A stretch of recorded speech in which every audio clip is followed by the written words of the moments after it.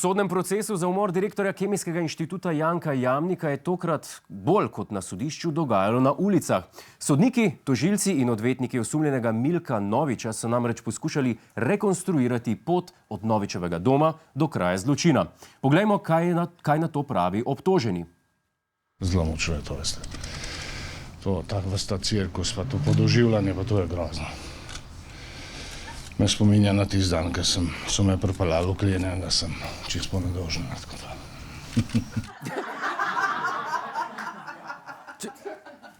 A se je ta gospod zasmejal, ko je rekel, da je nedolžen? Ja, res se je. Malo neverjetno, no. Čakajte malo, kdo je pa tale? A je to Vili Kovačič? Ne me hecat! A bo on zdaj zraven pri vsakem sodnem procesu, kjer sluti, da se dogaja krivica? On je kot en Robin Hood. Samo on jemlje levim, pa daje desnim.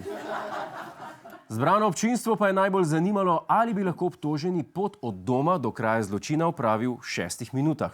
Poglejmo.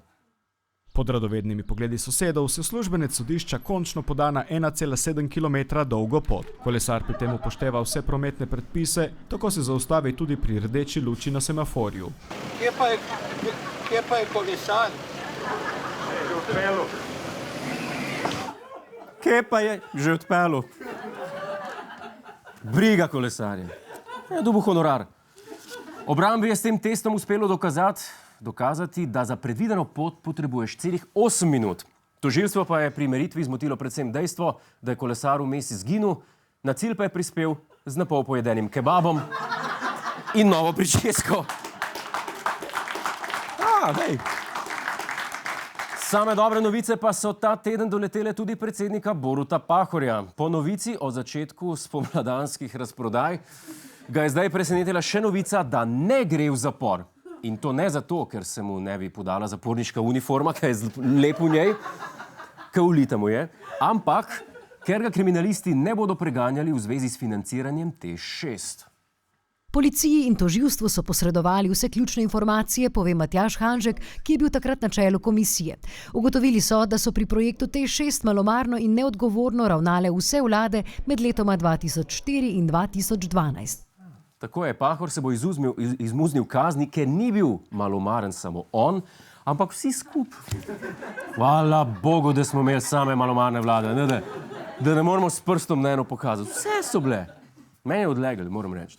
Še najboljši argument za vsako nedolžnost pa ima kar predsednik Pahor sam. Moja vlada ni ne začela tega projekta, ga ni končala in v času naše vlade tudi ni bila sprejeta nobena pomembna odločitev glede financiranja. Moja vlada ni tega ne začela, ni tega ne končala. Malo smo se lišpali, malo smo selfije delali.